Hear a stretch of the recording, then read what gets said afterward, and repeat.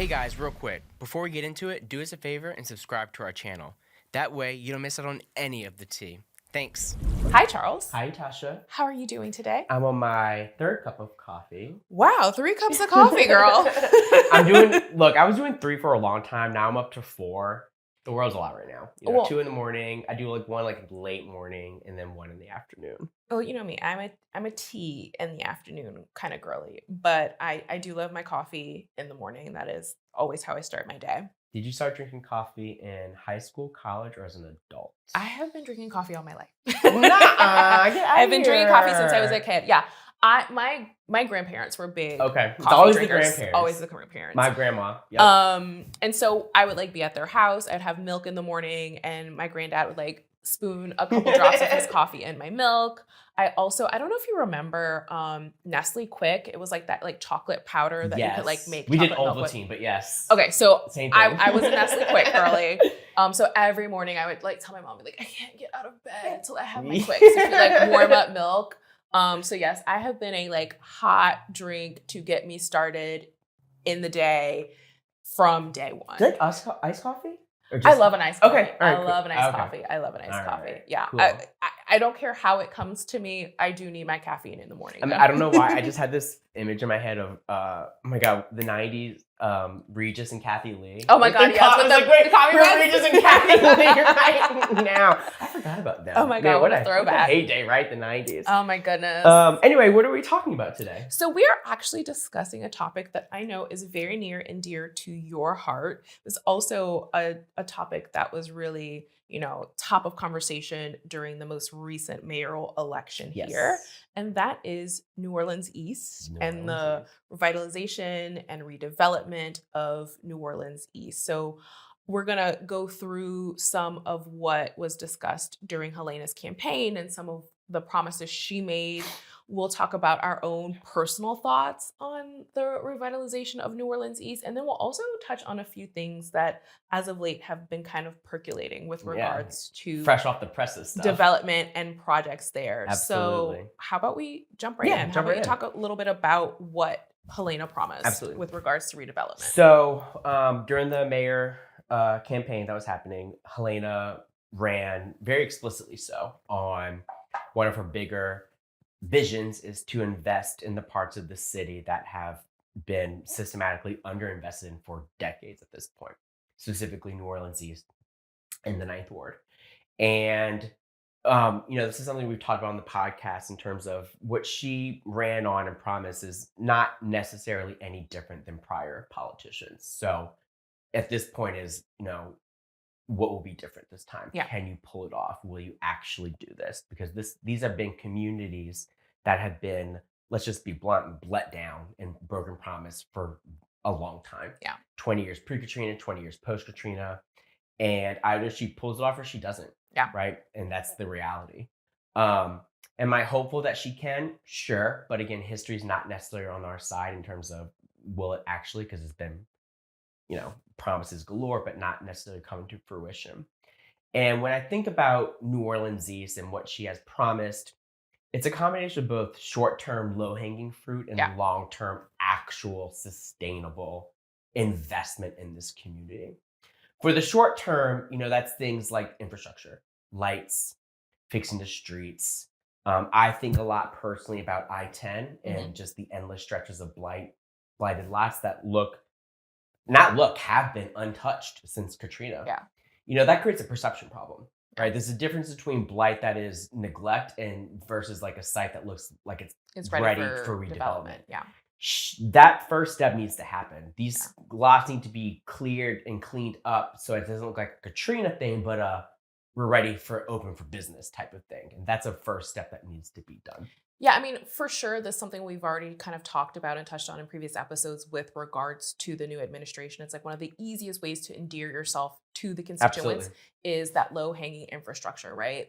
Come and fix the streets, come and fix street lights. It's something that people can immediately see. You can see that stuff. It's also something that it impacts their day-to-day, right? Yep. When we're in winter time and by 5 o'clock, it's already dark out. And now on my commute home, I-10 is lit instead of being pitch black. That really makes a difference for people. Yeah, absolutely. I guess also too, What makes New Orleans East, I think, unique as an area of the city that might be different from, say, Right. uptown or downtown with regards to development? So you hear this a lot from politicians, particularly city council members and reps who represent New Orleans East in that area. What's unique about New Orleans East is New Orleans is landlocked by water, right? Yeah. There's only so many places we can build up. The older parts of the city, like downtown, the quarter, uptown, they're dense and you can't, unless some pockets of That infill footprint can is happen, locked. but it's locked. The only places in Orleans that you can actually build like new homes and subdivisions, things to grow your population in a parish that, quite frankly, has been losing population, that is in New Orleans East. Yeah. Right. And that's something that's always been touted about New Orleans East, but very underplayed. Hmm. That is the room to grow. Yeah. Now, it's not grown because of the systematic disinvestment, because of the deeply ingrained stigma and perceptions, right, of New Orleans East dating back to the 80s. When I think about, and this is a good way to frame it, what does success and revitalization look like 4 years from now? Yeah. Right? If that's the metric by which I'm judging her success or failure as a mayor in terms of delivering on her promises for the East, what does that look like? For me, it's three things. Two of them are not necessarily in her control. They've kind of been playing out preceding her and incrementally, and that's Lincoln Beach. Yeah. And the former Six Flags Jazzland, which is proposed to be Biden Phoenix, right? Right. Those started under the previous administration, have kind of had some starts and stops. Yeah, it's kind of starting, right? Yes. Right. And those are kind of operating in their own way. Where she does have a larger say-so in terms of her power as a mayor to get things moving is the former Lake Forest Plaza site, Okay. which is Reed Boulevard and I-10. That was the former mall, which was a huge economic driver for Orleans in its heyday. I mean, in the early 80s, that was accounting for 25% of sales tax revenue for Orleans, right? And this New Orleans East also has a very large population, right? There's almost 80,000 people there. Like it is devoid of any type of sustainable retail commercial development. Success for me 4 years from now means that that site is redeveloped into a shopping hub akin to what you would see, Clearview and Elmwood, or Vets by, Clearview Mall and Metairie, or Manhattan on the West Bank. Yeah. There needs to be that in New Orleans East, right? Because it's recreating something that was there. The template's already there, right? And it allows for New Orleans East residents to keep money in their community without having to go to Jefferson Parish. Yeah, I was going to say all the locations that you have named are in Jefferson Parish. So this is something I've been arguing back in my dissertation days, that by creating this, you're not just benefiting New Orleans East, which should absolutely be the primary driving motivation, but now you're allowed to benefit Orleans Parish as a whole, right? Who can keep that tax money in, and you're also going to drive people from, say, St. Bernard Parish. Well, that's what I say, the regional in. support, Correct. Right? Because I think, especially for our listeners who may not be familiar with the geography of the city of New Orleans, New Orleans East sits right at the foot of when you're heading to the Twin Spans to cross Lake Pontchartrain and go into St. Tammany Parish. If you're heading in that direction on I-10 East, the next place you're going is Mississippi once you get beyond the North Shore of Louisiana. So you talk about like regional pull as well, right? That like people coming from Gulf Coast of Mississippi could come here and shop at, big box stores that may not necessarily be in their community if they are, in this location and on this redeveloped Lake Forest Plaza. So it's not just about, it's huge for New Orleans if you can bring something like that there. It's so important, but the regional impact I don't think can be minimized. Absolutely. So again, for me, that success means that those projects are far along. Yeah. Again, we talked about she's in this honeymoon phase, right? The honeymoon phase is where she sets things up for success. She gets us out of the deficit. She kind of fixes problems that have kind of been lingering. Once that honeymoon period ends, that's when we want concrete results. We want really results. Right. Yeah. I'm not saying that it has to be fully redeveloped 4 years from now. Yeah. But it needs to be very much in the process of actively under redevelopment. I want to see cranes. I want to see shells of buildings, out parcels being built. That's what success looks like for me in New Orleans East, which contributes to the second for me, metric of success is there's a population growth happening. Mhm. You're attracting new homecomers. You're attracting who moved away, Yeah. who might be moving back. She ran on that a lot, right? For her idea of success is people who either relocated because they couldn't afford it anymore or felt that the city was dysfunctional, they come back. Yeah. Right. And for me, that's New Orleans East, right? It's the part of the city that has a lot of population but has been mistreated. It's the part of the city that has a lot of space but has never been developed. Yeah. Right. So if she can do that, then you succeeded. Again, you have big shoes, right? Because there's been promises for decades. Yeah. Right. And there's gonna be a lot of bitterness if she doesn't pull it off, rightfully so.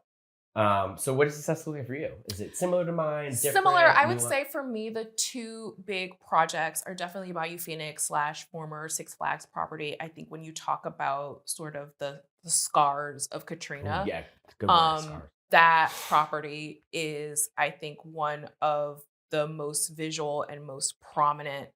And so to finally see the remnants of the amusement park actually demolished, taken away, and to see something new developed there, I think would be huge, not just in the redevelopment of New Orleans East, right? But I think true healing from, Good way to put it. you know, Healing. what occurred with Katrina. Yeah.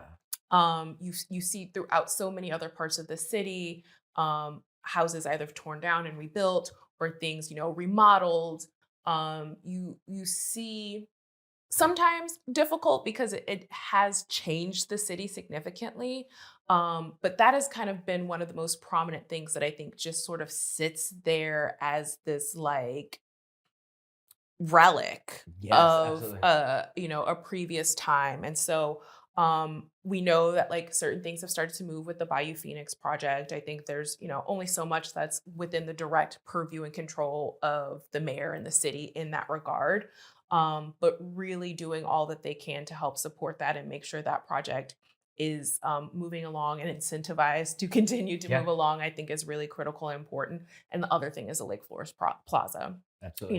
That is such a prime spot because it Prime. was already like a shopping hub at one point. The infrastructure is there, right? Like the streets are set up, the service road is set up to feed into that Yep. spot. So a lot of the like actual roadway that you would need if you did a development of that size already exists, right? What's important is courting the companies and vendors to come and like set up shop there. What I would love to see, I think full redevelopment in 4 years is really ambitious, but I would at least love to see commitments, if not ground broken, Agreed. by big national or potentially international chains to come and be in that location. Absolutely. I've always said that like New Orleans East is a place that's prime for like an IKEA. I was gonna ask you, like, if we could aim for one thing, what would it be? IKEA. And you know what? I was on one of the, like on Instagram, like Noel.com or WWL posting it, and the first comment I saw that had the most likes was, "What about an IKEA?" Yeah. It's something people talk. It's like it doesn't have to, a smaller urban format, I guess. Like, it doesn't be the big one, right? But Yeah. think about it. Like, it could work there. I think that an IKEA would be ideal, especially when we talk about regional positioning. That is such a perfect spot to pull from not just the agree. metropolitan New Orleans area, but even that reach into Mississippi, into Alabama, along the Gulf Coast. I think that an IKEA would be ideal because, especially too, when you think about other parts of the state, Shreveport's closer to Dallas than it is to New Orleans. I can go to Dallas if I want to go to True. IKEA. Okay. Right? Yeah, right. Like if I'm in Lake Charles and going out to the western part of the state, I might be more inclined to drive to Houston than I would be to drive to New Orleans True. East. But like when you start to creep along to like the Lafayette part of the state, and for sure as you get further east from there, and as you start to get out to Gulfport, Biloxi, that's a wide range of people that could all be drawn into that center. So I think something like an IKEA would be huge. And just like we've seen these development of sort of these like open air shopping complexes that are that mix of like retail space as well as entertainment space and housing. I think New Orleans East would be great for, like more entertainment, right? Can we bring a small indoor arena? You've seen things like, not to get too far off into like sports world, but you've seen things like the new women's basketball league, Unrivaled. They play 3-on-3 basketball and indoor spaces. And so it's like, can you develop, a space that's like conducive for, semi-pro soccer to be played, semi-pro basketball? Like, what other things can we draw on regionally that you can build a space there that's multi-use, that can be used by the community, but also, attracts commerce? As you said, like New Orleans East is like the one area of the city that really is primed for like Right. actual outgrowth, that still has the space for it. And is a community that has been like saying, hey, don't forget about us. Like, we are here. We love our We have money to community. spend. We love our neighborhoods. Like, and we want to like enrich and thrive here. Yes. And so like I would love to see, more entertainment, more food, and definitely some of these, big vendors like an IKEA or a Kohl's, to see a grocery store, whether it's, national, I won't say Winn-Dixie because they're leaving the market, They go bye-bye. Albertsons, Kroger's, or even local, like Rouse's or Bromart, or, there's so much opportunity there to bring additional retail and resources to the East. Again, like, there was a point in time when this was thriving and developing. So the infrastructure of, we have to go and lay streets and we have to put up street lights, and like, you don't have to do anything. Yep. It's already You there. don't have to do that. It's already there. Just come and bring your business. You know what they don't need in New Orleans East, which will be our ending point on this? What a is that? data center. That is what they don't need. So what's let's going talk on about with that? real quick. So we talked about everything that we think New Orleans East does need to thrive, what they want, what they desire, all that stuff. Girl, over the past 2 weeks, a news story came out of a proposed data center. Yeah. And you know where they proposed it? Across the interstate from the site of the former Lake Plaza site. Yeah. At Reed and I-10, which, for those who don't necessarily know that area, that has a lot of subdivisions. Right. A lot of middle class, upper class. I mean, there's a range of subdivisions around Reed and I-10. In other words, it's a residential area. It's not an industrial area. They want to put a data center in the Smack dab in middle a neighborhood of this residential part of New Orleans East. To state the obvious, the fury was immediate. Yes. The backlash was immediate. and deserved. And deserved, 1000%. And this is just part of the same old playbook, right? Yeah. Putting things that people don't want in the most disadvantaged neighborhoods, racial minority neighborhoods, poor neighborhood, neighbors that we discard, right? Right. Tried and true playbook. But I think it's important to emphasize too, though, right?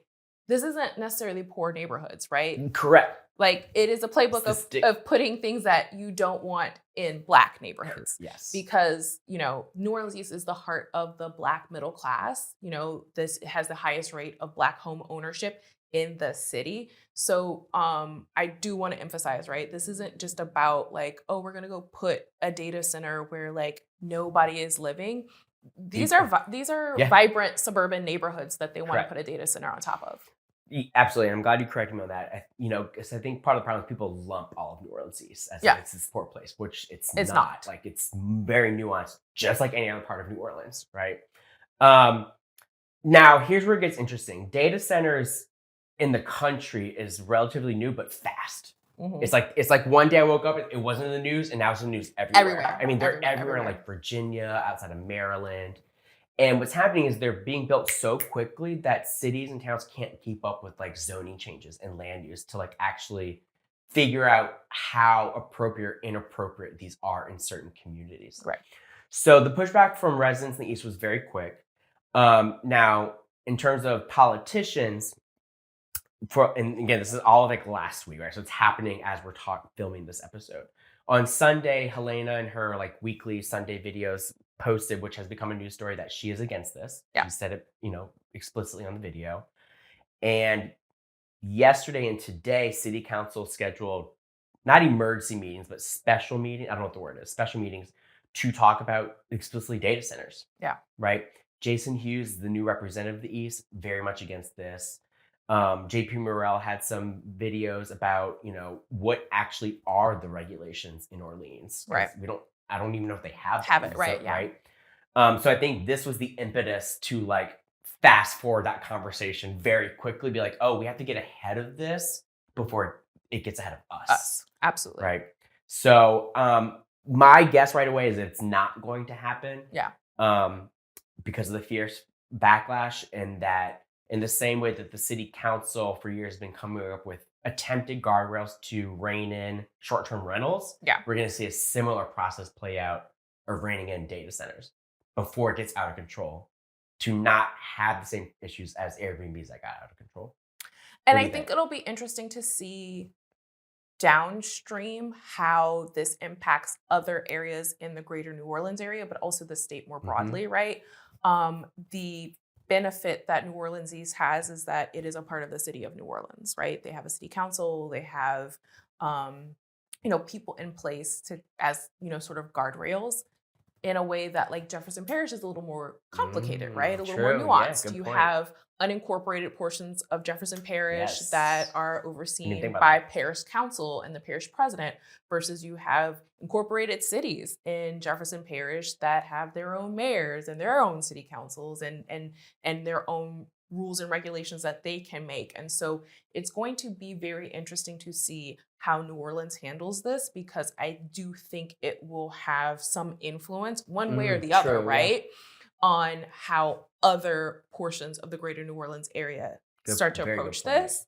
And also, I think particularly in those areas that are unincorporated, whether it's in Jefferson Parish or St. Tammany Parish, Plaquemines Parish, how the decision that's made here influences how that very good point. The advent of data centers, so to speak, impact these other communities. So I think that is going to be really interesting to see. We're like very much so early days on that. So we'll continue to follow it. Yeah. But I think, to kind of sum this up, right? Like the East has been ripe for development and revitalization. Yes, very. To your point at the top of our episode, we've had this discussion with politicians for 40 years now. And it's really easy to say, how are you different? What's going to be different with regards to our current mayor? And, I think having healthy skepticism is always good here. But, as we look towards the future of New Orleans and sort of the breath of fresh air that comes with a new administration, I think it's good to kind of like have that excitement and have that hope. And I really do believe like New Orleans East is the future of New Orleans, and it's beyond time that the powers that be, but also those outside with the money and the power and the influence start to see that. So we'll continue to follow it.